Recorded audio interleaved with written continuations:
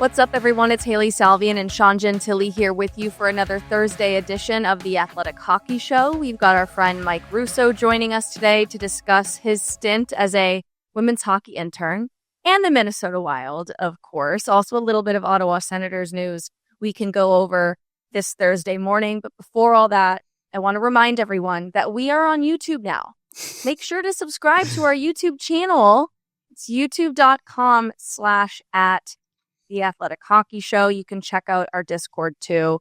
But if you want to be able to watch the show as well as listen, you can watch and see Sean and I staring at nothing. Sean, are you following the YouTube channel? Got to make sure that you're on top of that too. Yeah, I'm a big YouTube guy. Really like Mr. Beast. Ew. I think he's really he's really watching videos about Disney parks and No, I'm more of just a Mr. Beast. I like Mr. Beast's content. I like his personality. Seems like a really cool and normal dude. Sure. I was chatting with Christina Keltonkova, the first overall pick in the PWHL. Oh my God, pick up that name. Pick up that name that you just dropped, please. Thank you. Did I mess? Everyone just calls her Culty. Your friend, for obvious Culty. Reasons, it's much easier. I wouldn't say that. That feels unprofessional, but sure. And I was talking to her, and she just loves watching YouTube videos, but it's things of how the Brooklyn Bridge was made, or that is the history of bridges. I'm like, oh, cool. That is 39-year-old man core content from Daniela Keltonkova. I appreciate it because that. What, I'm sorry. You said Danielle. Oh my gosh. Well, apologies. Kelty is. Anyways, Kelty's. Just say Kelty. Kelty and I have similar taste.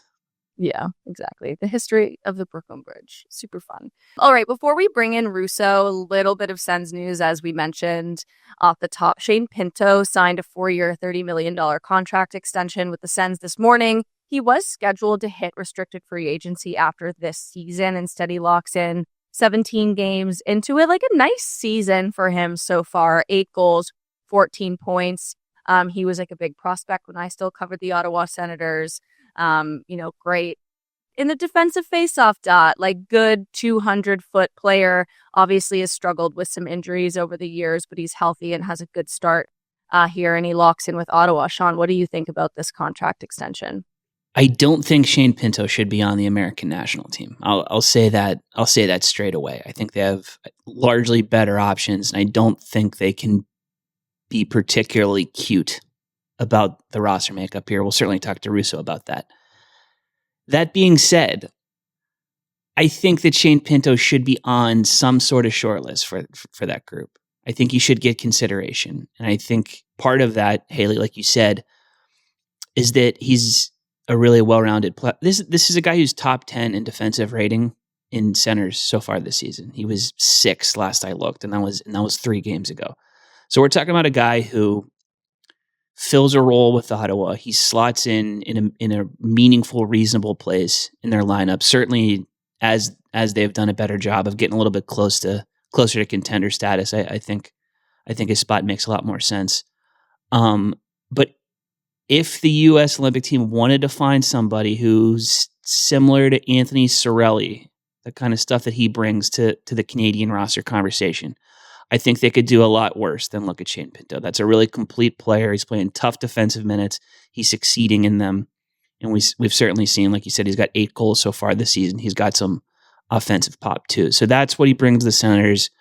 I think that's a good deal for them moving forward. And I think that Shane Pinto is flown under the radar really over the last couple of years as a player who's grown into someone who's pretty solid. Not the best playmaker, but he brings a whole lot to the roster elsewhere. So good on them. Mm-hmm. Yeah, he's tied for the team lead in goals with Tim Stützle right now with 8, and he's 3rd in points. And this is a guy that is, on paper, probably your 3rd-line center.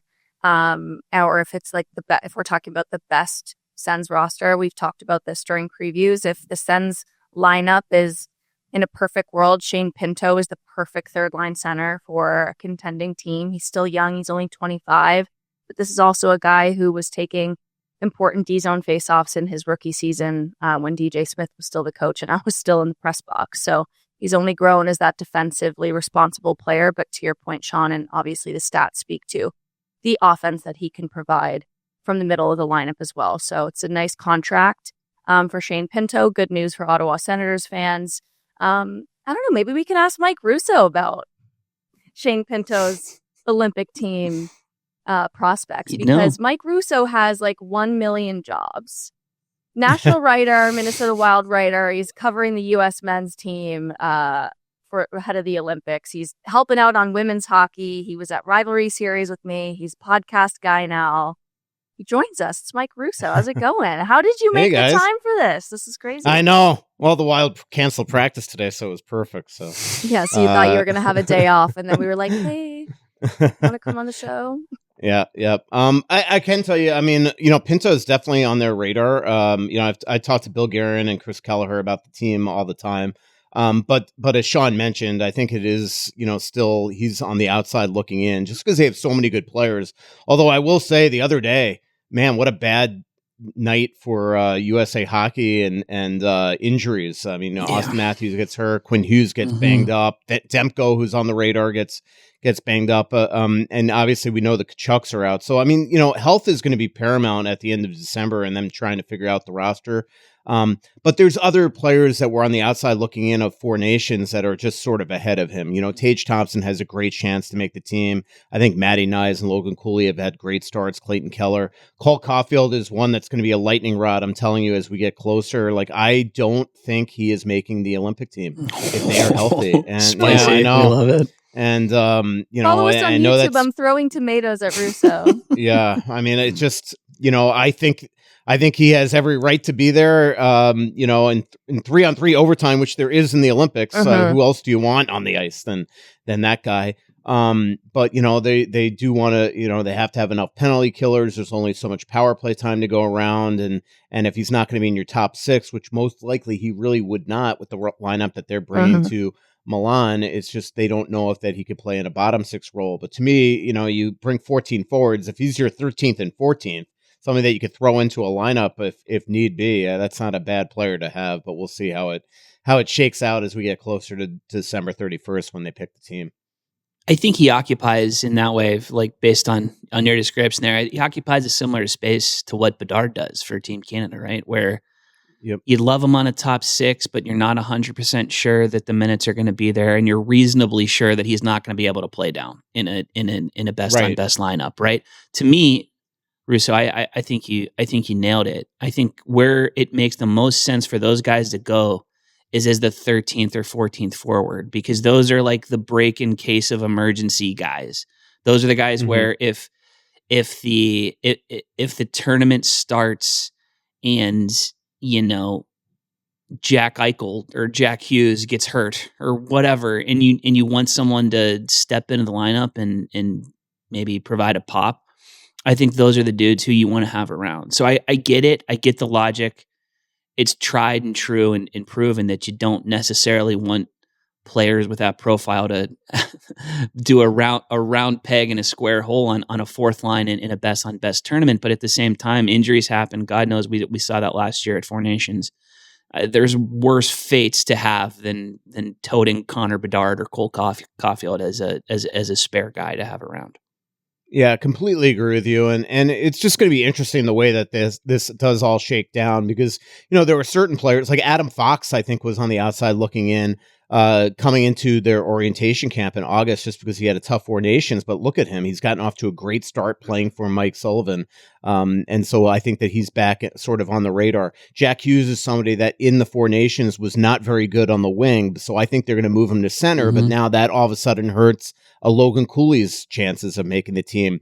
But that's where Tage Thompson becomes valuable, because he can, if he's not playing center, you could easily put him at wing, where other players like Cole Caufield, you probably can't make those type of decisions. So it's just going to be fascinating the way it comes along. And you're right, Bedard and to me, Caufield are in that same ilk, and where a guy like Celebrini is very different, because you could put him in a bottom six role and be very, very comfortable with just his compete level, his grit, his ability to check, all that type of stuff. So, Celebrini, I think, is definitely, like, I'd be shocked if he's not playing for Canada in the Olympics.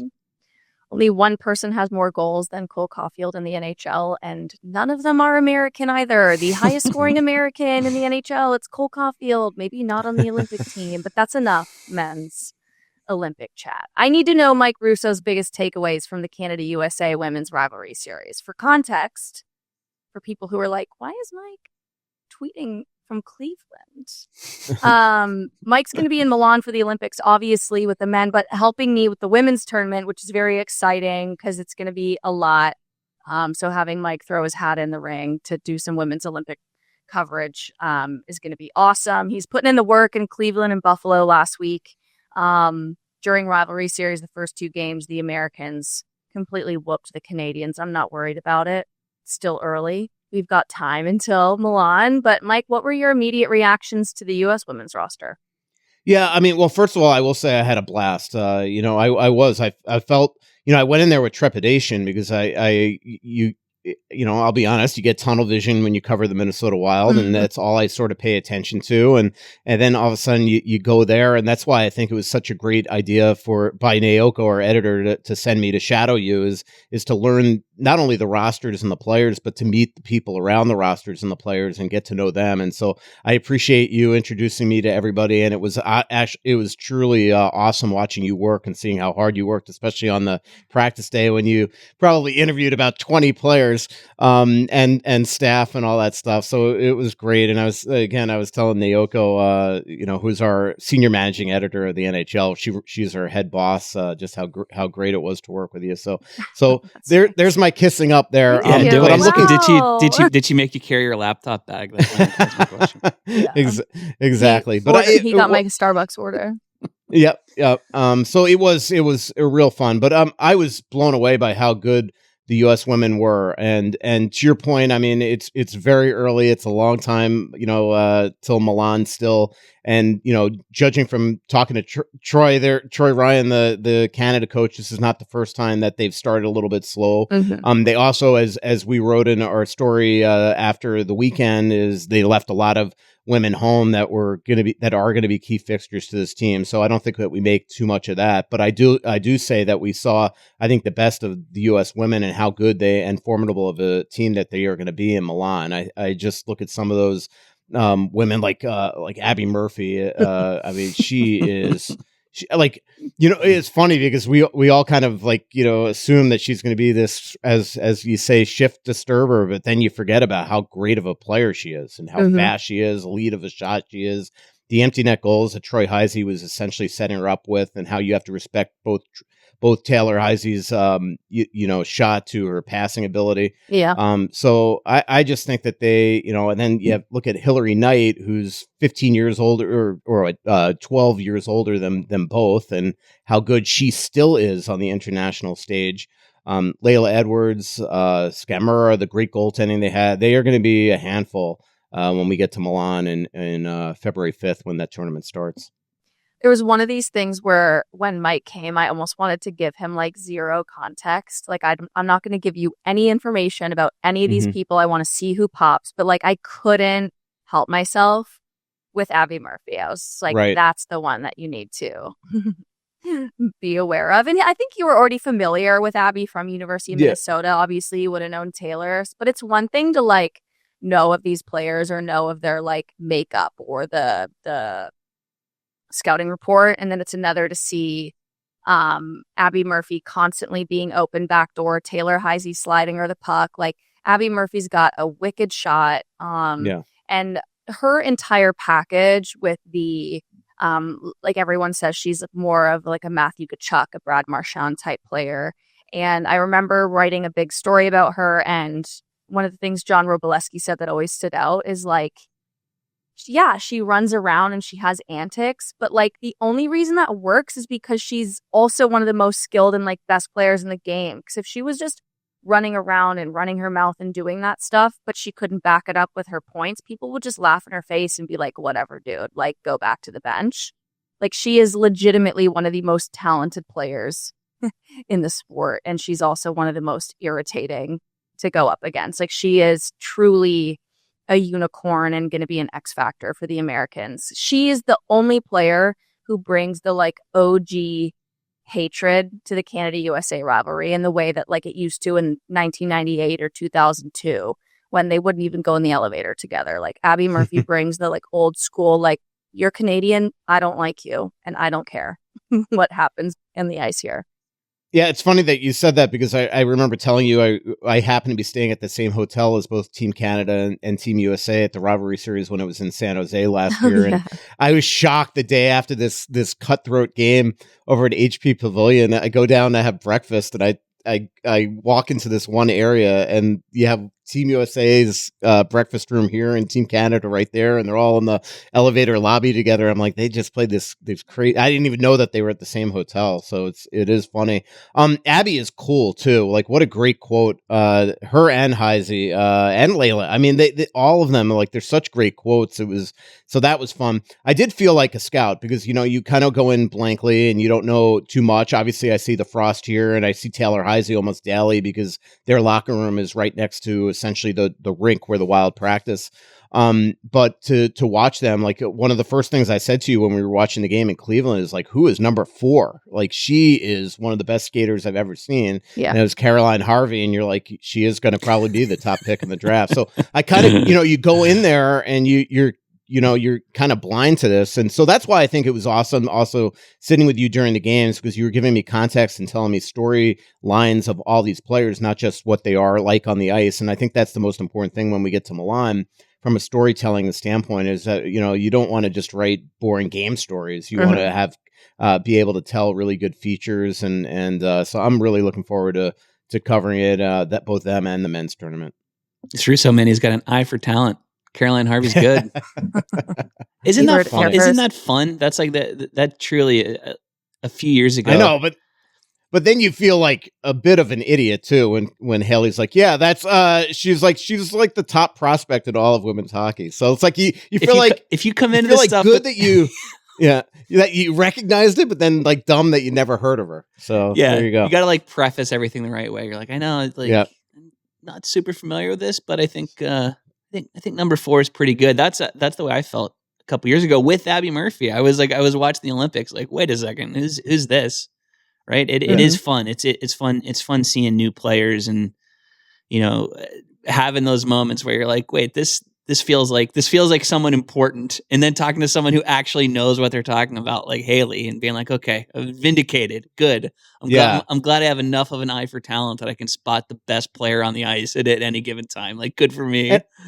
And I know the scores were lopsided, but the games were good. I mean, obviously both teams were a little rusty in Cleveland, and as Hailey also explained to me, which was I would not have known this context, but you have a lot of these college women on the U.S. team that have been playing together for 10, 12 games or playing for 10, 12 games, so they're buzzing. Like the Abbey Murphy it's sort of in mid-season form, where a lot of the Team Canada players haven't had that ability, especially because most of them are professional and haven't played in months. So that was good. But like that game in Buffalo was a 1-goal game until the third period. Like Canada came out absolutely on fire, so much better than they were in Cleveland. And Phillips was great. They weren't very efficient. They missed some nets and things like that. But they score early in that game, and it's a very different type of contest. And in the third period, obviously the rails fell off. But that was, as Troy Ryan pointed out after the game, that score was not exactly indicative of what we saw for 40 minutes. So I'll be interested to see how both these teams look when we get to Edmonton next month. Yeah, and I think the important context for Canada too, before we wrap here, obviously, and Marie-Philippe Poulin, the captain of the team, needs no real introduction. She said the games weren't she. Was 2 bad losses to start rivalry series, but she wasn't worried. Like, they had a good start, they have a good team, so do we. It's going to be a battle. It always is. And it's important to know that, like, we're talking about Gwen Phillips and Erin Frankel playing in the U.S. net, whereas Canada was giving auditions to their number 3 and number 4 goalie. Troy Ryan was really just saying, like, Anne-Renee Desbiens, you stay home, you train, you chill. It's going to be a really long season with the PWHL, with Rivalry, with the Olympics, World Championships again in November. Like, there's a lot on the calendar over the next 12 months for these players. And so Canada just said, like, we're going to take some kids, we're going to audition some people, we're going to make sure that we are leaving no stone unturned, we're checking every box. Can Caitlin Kramer be on this team? Can Katie Tabin be on this team? Let's give them a shot. So this was very much like the Canada audition roster against the US 1A group. Like they did not, like Casey O'Brien, Gabby Hughes, Ava McNaughton, they were in the hotel room. They were in the press box. They were not playing. These are players who are on the outside. They're on the bubble and they were not in the lineup. So this was very much like the US Olympic team versus the Canadian audition. So it's really fun. That's two different approaches to roster building there, right? Like I think that's fascinating. It's the juxtaposition between the US and Canada in that regard is always something to watch. Well, Troy Ryan looks at the Olympic quad in a different way. Like year 1 is just kind of like, okay, let's get started. Let's see who we have. Year 2 and 3 is like, we want to win world championships, win rivalry. This is our crew. And then year 4, right before the Olympics, is just being like, okay, let's make sure we didn't mess anything up. This is our last chance. So a different approach over an Olympic quad from Canada. But I also love the hometown stories of Layla Edwards dominating in Cleveland in her hometown, and then the selfless act by Taylor Heisey to fake that shot and drop it to Skemera for the one goal in essentially another player that's from Western New York. And what was neat about that is Skemera was saying after the game that she could see and hear all the girls that she coaches that were in the stands there. Signs, yes, coach, like screaming when she scored that goal. So that was a really sweet moment for that game as well. Yeah, I think the Layla storyline's obviously a great one. She grew up in Cleveland Heights, Ohio. This is a huge year. Like, this is a big year for women's hockey, a huge year for Layla Edwards. Like, she had this big homecoming. She had over 100 friends and family in the building. She's in the midst of a huge positional change still from forward to defense. She's trying to make her first Olympic team. This is her final year at Wisconsin. She wants to win another national championship this time in this new position, and without Casey O'Brien, like, this is more Layla's team than it has ever been. And obviously trying to be one of the top picks in the PWHL draft. This is a huge draft class with Caroline Harvey and Layla Edwards, Kirsten Sims, Tessa Janicki, Lacey Eden, Abbey Murphy. So Layla, this is a big year for Layla, and she got to kind of kick it all off with a big homecoming game. So just a ton of storylines in women's hockey right now, and it's cool that Mike got a chance to kind of sit and watch it. And I was a huge Larry Nance fan as a kid, and so to see his Larry Nance Jr. wearing Layla's jersey into the Cleveland game the night before, that was pretty cool too. All right, let's take a break. When we come back, we're going to talk to Mike Russo a little bit more, this time about the Minnesota Wild. That's coming up next on the Athletic Hockey Show. All right, welcome back to the Athletic Hockey Show. Mike Russo is still with us. We are taking off the women's hockey hat. We are putting on the Minnesota Wild hat. I'm so sorry to make you do this. I know. Mike Russo moonlighting from his primary gig as the U.S. women's reporter to cover the Minnesota Wild. Yes. We got to start here a little bit more broad. Like, I think, I don't know if you agree with this, but I feel like maybe the season started with some promise, especially when we're talking about Kirill Kaprizov's contract extension, right? Like, you have this positivity or this optimism for the, present and the future. Struggled like immediately out of the gate. The Wild did. They're now 7-7-4. They kind of came out of it this last little bit after the players meeting, but still just like middling team, more actually at the bottom of the division and the league in general. Just what's going on in Minnesota, Mike? Help us out. No, it's well said. I mean, it came in with promise. They obviously got Kaprizov signed, and everybody was all optimistic coming in, and they start off with a 5-0 shutout in St. Louis, and then just had a bit of a tailspin to start the year. Last year, they started with a 7-game road trip right after a couple home games, and they were unbelievable on that road trip and came back feeling great about themselves. And this one was the complete opposite. And so I think they won, 3 of their first 12 games. As you mentioned, Hailey, they've kind of gotten out of it lately. They've gotten points in 6 of their last 7. But disappointing losses the other night. Couple of them where they against San Jose they've lost in overtime, and that's a team as good as Macklin Celebrini is and Will Smith is. That's a team that the Wild should comfortably handle, and they didn't do it in either game. So it's been a really disappointing thing. They've been mediocre in almost every metric. Their power play is riding them right now. That is the one area where they've been elite right from the start of the season to now. Their penalty kill had started to right its ship until they gave up a big power play goal the other night on a tying goal to send the game into overtime by Will Smith. But it's just, everything has been, they're not getting secondary scoring. Kaprizov and Boldy have sort of been up and down. After Boldy started really hot, Kaprizov's been, a lot of turnovers and hasn't really had the big moment in a game yet. Their goaltending has been really average, so it has definitely not been a great start to the season for the Wild. The last full game of theirs I watched, it seemed like it was when they bottomed out. It was a 4-1 loss to the Penguins on October 30th. They looked awful. Like I was like, this is a bad 5-on-5 team right now. They had in particular. You end up credit to the Penguins, I suppose, for the start they're having. But if you would have said to someone 6 weeks ago that Pittsburgh was going to beat the brakes off them and really take control of that game, I'd have laughed in your face. So, but we have seen them turn it around to some extent over the last little bit, and they've been a better 5-on-5 team by the metrics, at least. What's changed there? What are they doing better, like from an on ice 5-on-5 perspective, to pull themselves out of that tailspin? Because, like you said, they're 4-2, or well, whatever they've got points in what is it? 5 of their last 6. I mean, that's it. Like they're doing what they need to do, especially after the way they look to start. So how have they cobbled together something a little bit more passable at 5-on-5 here? Well, they've definitely defended much better. Their blue line has been much better. I think one big thing that John Hines did is he, like Spurgeon was playing with Zeev Buium and David Juracek was playing with Jake Middleton, and Jake and Spurgeon have been longtime partners. And I just think that, for these young kids, it's still a work in progress with them at an even strength. And even though sometimes it feels like you're picking on the young kids and not the veterans, I think that Spurgeon and Middleton were eating minuses. And finally, John decided, you know what, we're going to play the kids together and put them back together and try to get them feeling really well and give, sheltered minutes to the younger guys. And it seemed to work. I mean, Spurgeon and Middleton's been sick the last couple games and has missed, but Spurgeon and Middleton have been much better. Faber is looking much more like himself. He's been one of their better players for 7 or 8 games now, after a really tough start for him.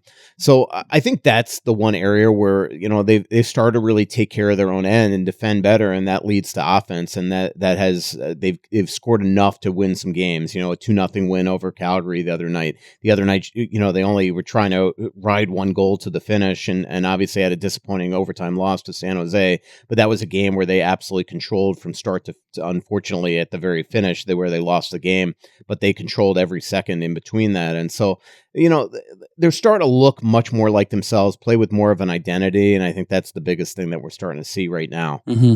And what I did want to ask about Faber specifically, because you said it, it's a pretty rough start to the season. He's righted the ship a bit recently, but he's still been on for 15 against and 10 for. His ex-goal shares sub 50. Like the body of work on the season is still not particularly good. Is there any? Is there something to read into there? Is it just a rough start to the season, or is there something more at play? I think it's just a rough start to the season that I think he looks much more like himself the last 7 or 8 games. So he had such a rough start to the season, Sean, that it's going to take a while to sort of catch up. For sure. But he's looked so much better. I think part of it is, look, the one thing about him is like, obviously he's in the first year of an $8.5 million deal, but with Zeev Buium and Jared Spurgeon, he has gotten almost no power play time. And so, he's got to show his success or be successful in different areas. And when you're not on the power play, you can't be scored on. And he was scored on. As he said to me in a one-on-one interview, it feels like I've been on the ice for 1 million goals. But then it's been like clockwork where it's sort of changed. And he looks more like the player that we saw at the Four Nations that was in a shutdown role with Jacob Slavin. He's still going to be on the Olympic team. I promise you that, no matter how he I didn't even bother season. asking that one. You can write his name in pen. But he's a hell of a player. He is one of those guys, Sean, that you have to watch up close and personal every single night to really appreciate everything that he could do. And they tried to lower his ice time and it didn't work. And so now they're giving him more ice time. They've put him back on the number 2 power play, and he looks more like himself. And so I have an immense amount of respect for this kid. He's a true pro. And I think he's just going to be, he's the least of their worries right now. Let's put it that way. I wanted to ask about the early impressions on Zeev Buium, Mike, because I don't know if you know this, but I chose him to win Rookie of the Year when we did our little awards draft. Did anyone select Matthew Schaefer? No. Don't go back and listen to that podcast. Maybe we all made a mistake. That's a whole other episode. We got a good 45 minutes in us about Matthew Schaefer. I at least said, like, I feel like it's weird that none of us are picking Schaefer, but I don't know what's going to happen on Long Island this year. So I'm going to go with Zeev Buium just because I need, the Russo army at my back on my side. So did I make a good selection? How's he been? Yeah, he's been good. I think he's going to get better and better. What I've really liked about him the last couple weeks is he started to defend really well. I mean, look, there's just certain things at 19 years old that you can't do at the National Hockey League level that he was able to get away with at the Canadian at the college level. Going 1-on-5 against players at the college level, he was able to make it work. Sometimes you just can't do that in the NHL. And he was doing things in the first couple of weeks of the season that I think was probably going to give Jared Spurgeon a heart attack at even strength. And Spurgeon's the type of player that can protect anybody from an insulation standpoint. So I think he's been much, much better. They did take him off the number 1 unit for a while, put him on the number 2 unit. All of a sudden that unit started scoring. Now he's the last game, at least he was back on the number 1 unit. He is going to be an absolute superstar in this league. I just think it's going to take a little time. I mean, he's 19 years old, whether he wins the Calder or not. That's obviously Matthew's gotten off to an incredible start in New York, and he's an incredible player. But he is going to have a long career where he's going to do things for the Wild that they've never had before from the back end. And so I think that he's going to be just fine, but he's got to be coached at this level. And it's what I love is that it's coming. We've just seen him play so much better and so much more reliable from a defense standpoint in the last couple of weeks. And that coincides with their little modest hot streak right now. I was talking to a coach yesterday about Connor Bedard and Macklin Celebrini and Leo Carlson. You can kind of see where this is going. It'll be a story that goes up eventually. In the way the coach described what Bedard has done this season is that it took him 2 years, but he figured out what he can't do against NHL players. He figured out the stuff that maybe worked in the CHL at his previous level that doesn't anymore. And that took Connor Bedard, it looks like, to some degree, 2 seasons to figure out. So I think the fact that we're talking about Buium in those terms, where he has that cameo at the end of last season, maybe has a little bit of a tough start. If that light bulb's already starting to go off for him, 20 games into the season or wherever we are, I think that speaks very, very positively of him. Like if he's figured it out to that degree already, something that takes a lot of guys a lot longer to figure out if they ever do. I think that's a really good sign for him, in his long-term development. Yeah, I'm totally with you. I mean, 19 years, I can't imagine playing this sport at 19 years old and at that position at 19 years old. I mean, just think about all of us, what we were like at 19 years old. I'd rather not. Yeah, although I was a sports writer. Yeah, you were a tenured sports writer in South Florida. Yes. Yeah, I had already 5 years under my belt. But could you imagine playing the National Hockey League on that position at that age? I mean, it's just it's truly unreal. And I remember sitting down with Bedard at the NHL Media Tour in Vegas in September, and you and I have covered that together before, Sean, and I remember telling Pierre when we got to, Pierre LeBrun was with me there, and I remember when we got done with Bedard, I said to Pierre, I'm like, he's going to have a big year. You could just tell, I think the criticism last year was pissed him off, and when you have an elite, game-breaking blue chip type player like him, that's going to probably motivate you to get better. We saw the videos of him having such a huge offseason as well, and he looks like he is just he looks faster on the ice. And so, not to change this from Buium to Bedard, but I've been truly impressed with him this season. It's a huge reason why Chicago's gotten off to such a quality start. Buium, it's gonna take time, but he is so dynamic with the puck. He does things that you have to. I think the Wild need to unleash him a little more. The one area that we have not seen him play at yet is 3-on-3. Well, the Wild have lost 4 games in overtime, so it's enough. Let's see him. It's obviously not going to hurt worse, right? So let's see him. Like, if the way I look at it is that the Wild felt that he could play on the number one power play against Las Vegas in the playoffs. And, it was because if you're going to have Zeev Buium in the lineup, you got to put him in that position to succeed. This was when he was 19 years old going in the Stanley Cup playoffs to debut. And now he's not even on 3-on-3 in the regular season. Like, just unleash him at least in that area and let him do. And if he messes up defensively, well, then, all right, that's part of the growing pains. But it's stuff that you have to accept when you're playing young kids in the lineup. But put him in a position where he could help you win a game. And so I want to see them let him do a little more stuff. I get the yin and yang when the push and the pull in 5-on-5 and regulation where you've got it. There are just certain things that you have to do at this level that you can't do at other levels. From a defensive standpoint and responsibilities and things like that. But 3-on-3, let him go, man. He's a thoroughbred. All right. So obviously the Wild have, as you said, this, little hot streak right now. But Bill Guerin has still said he's not afraid to make big changes to this roster. And arguably, maybe they should, given how they started. And there's obviously questions about, like, what is this window? What is this aging core? You have all these young players. But I guess the big question is, are the Minnesota Wild actually going to make a run at the Wild killer himself, Jordan Kyrou? Well, I mean, they're certainly interested. If he's available, there's no doubt the Wild will be interested. We have seen Doug Armstrong trade players before. Usually they're rentals inside the division. Like I'm thinking of was it Stastny that was Stastny that was traded that he traded to Winnipeg. Yes. He's done stuff like that before.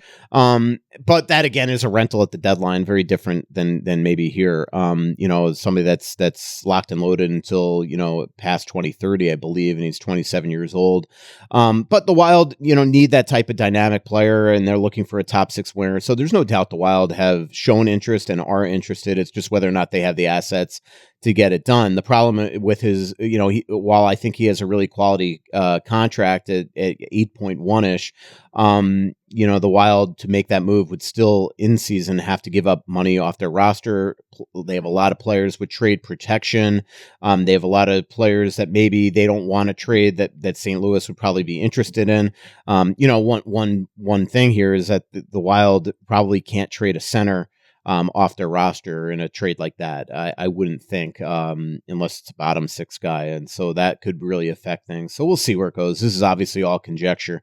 But the one thing, to your point, Hailey, Bill Guerin has made it abundantly clear since, even before the summer, that he wants to go big game hunting at some point. If he's going to make a trade, like Bill Guerin could have made myriad trades already this season for bottom 6 guys, fourth liners, things like that. What he wants to do is something that's going to actually come in and impact the roster, maybe rattle some cages, and be somebody that's part of the future as well. And so we'll see where it goes. There's no doubt that he's trying to do something significant, but at this point, he hasn't been able to do it. There hasn't been really a significant trade in the NHL since mid-July. And right. That's if you include Dakota Joseph, if you include that one in that. Otherwise, we're talking the Mitch Marner rights trade, I don't personally. Yeah, I know. Yeah, there you go. So I was trying to be. I mean, there really hasn't. Lucas Reichel. I mean, it's hard to make a trade now, especially because everybody has cap space. We all thought that this was going to change it. It made things harder because everybody's got money to spend and assets they want to keep. They're re-signing their guys forever. So, it's going to also start to be the most boring July 1st ever in this league for a long time now that we're seeing, players get committed to bright and early to try to get them locked and loaded. We saw that with Shane Pinto today. Yeah, I mean, it seems like the reporting is that the Blues at least are kind of open for business. Jordan Kyrou, obviously, in some headlines after getting healthy scratched last week by Jim Montgomery. And I saw Elliot Friedman saying that Braden Shen's name's been out there too. So definitely a lot of chatter in and around the Blues. Maybe we should get JR on here next week. Don't let the Monday or Tuesday guys take him from me. The Wednesday, the hateful Wednesday Shawns.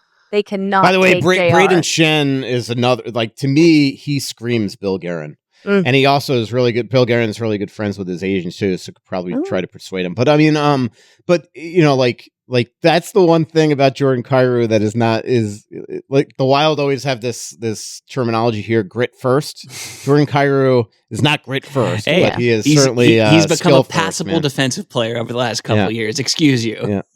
And he loves to score against the Wild, Yes, he as Hailey does. mentioned. So The three of us just wanted to take the time in this final segment to remember and talk about Larry Brooks. We, like everyone in the hockey world, were saddened to learn of his death early this morning at the age of 75. Larry Brooks was obviously a fixture in the hockey community, just a titan in New York specifically, obviously with the New York Post for a long time. Mike, I wanted to start with you here. You are the executive vice president of the PHWA. The organization did send out a nice kind of, I don't want to call it a press release because this was more a collection of stories from people in the group talking about their memories of Larry Brooks. You wrote something here, and I know that Larry is on your mind today. yeah, absolutely. I've known Larry since 1995. Was devastated to learn this morning that he passed away. We all knew that he was sick. But when you still see the news, it's heartbreaking. Larry. I still remember meeting him in 1995 and being absolutely intimidated. And what's funny about that is, as good of friends as I became with him, and as much as I respected him, there was still always that, every time you talk to him, it's like still like almost like an intimidation. This is Larry Brooks, as you mentioned, Hailey, the titan of New York Rangers. What I always respected about him, and I laugh because I still picture him typing, because I always thought it was hilarious to me. Somebody that was such a titan and wrote so many words would type like him. He was the king hunter and pecker. Yeah, he was a hunt and peck guy. Yeah.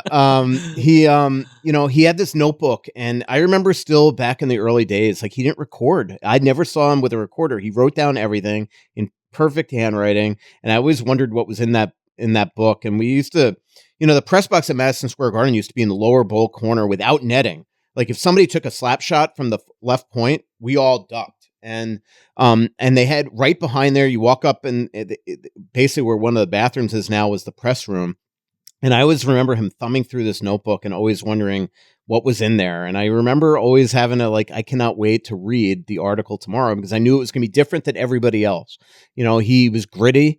He had a way with words. He wrote like nobody that I'd ever seen before, by the way. Like, he just had this incredibly unique style to his writing as well.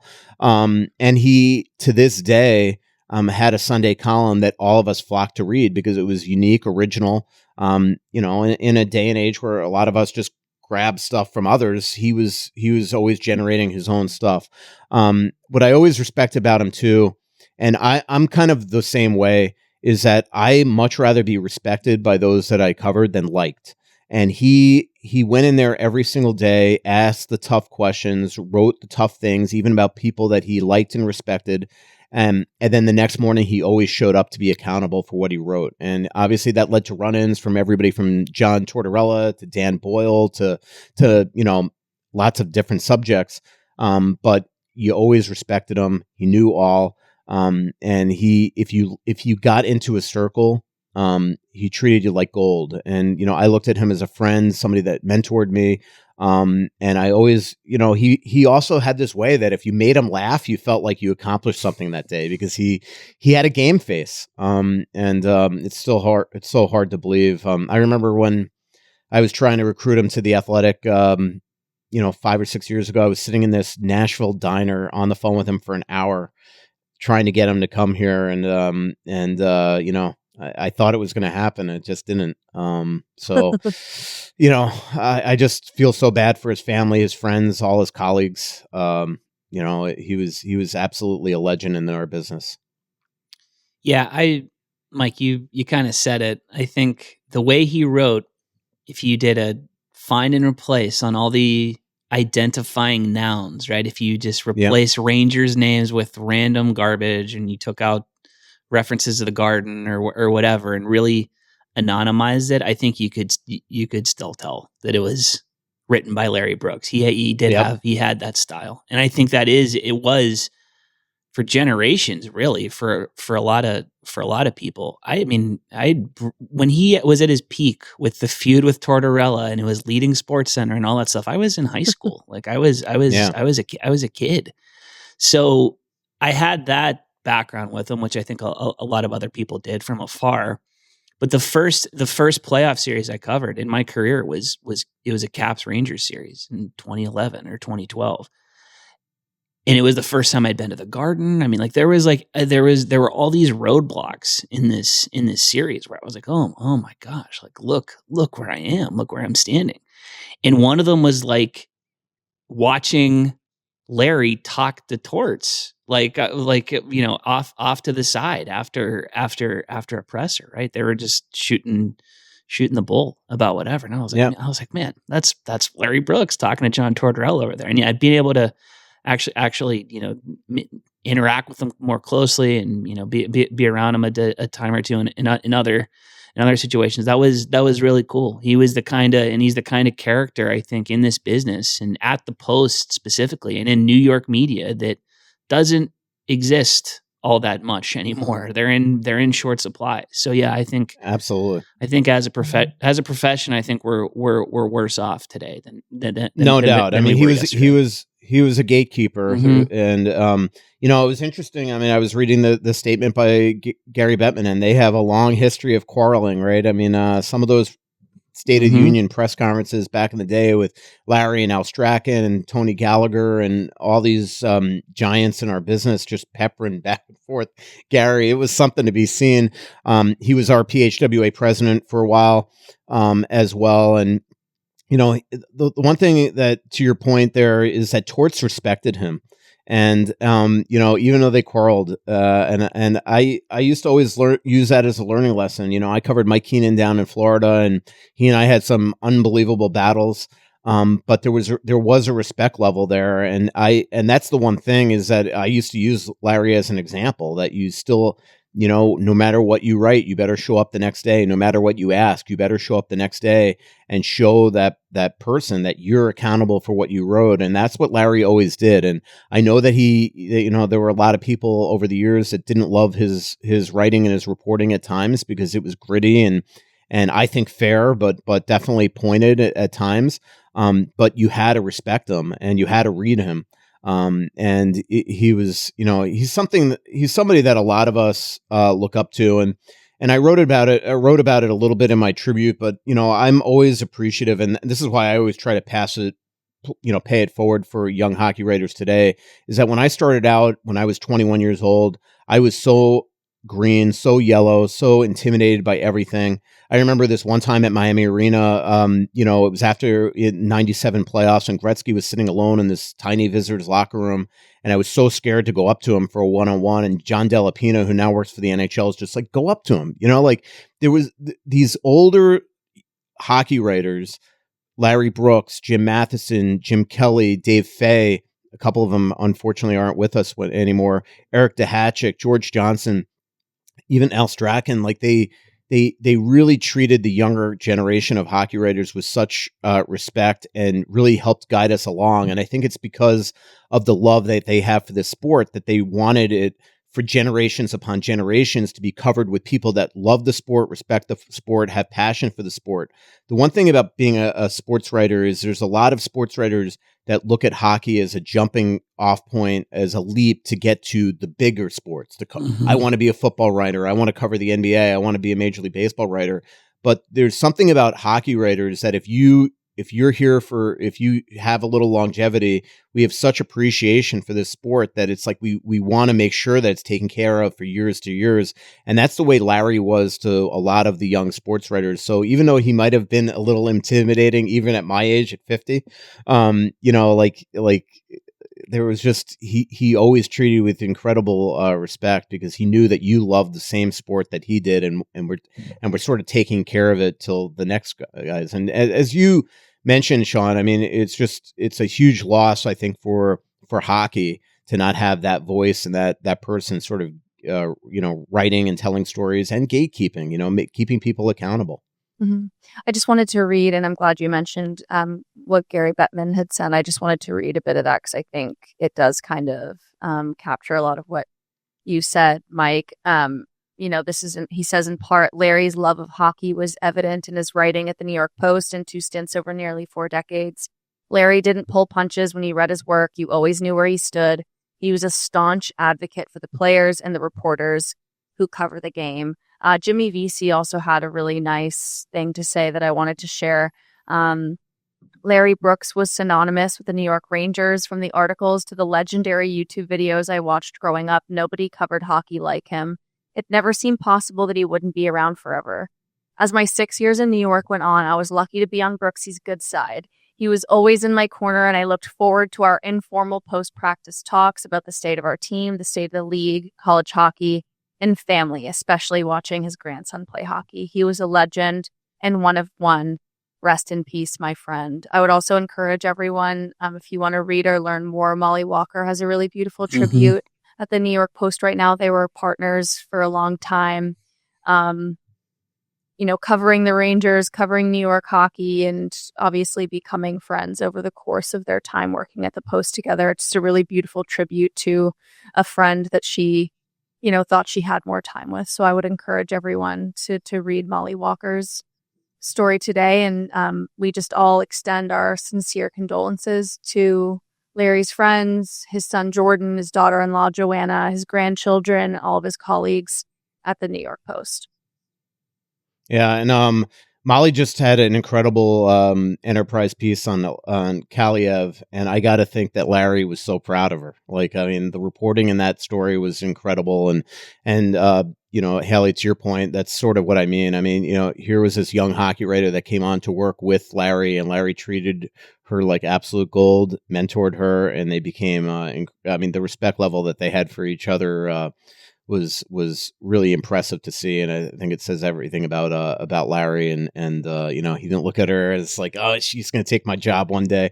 It was just really cool to watch their partnership as beat writers at the New York Post. Right. Well, Mike, thank you for coming on the show and sharing your thoughts on the Wild and women's hockey, but most importantly, sharing some words about Larry Brooks, a friend, a colleague. Sean, thank you again for doing the show. Everyone, we will see you next week on Thursday. Thanks for watching. Make sure to like and subscribe and ring the bell to stay informed on the latest in the world of hockey. And join our Discord community and stay tuned here for new episodes every Monday, Wednesday, and Friday.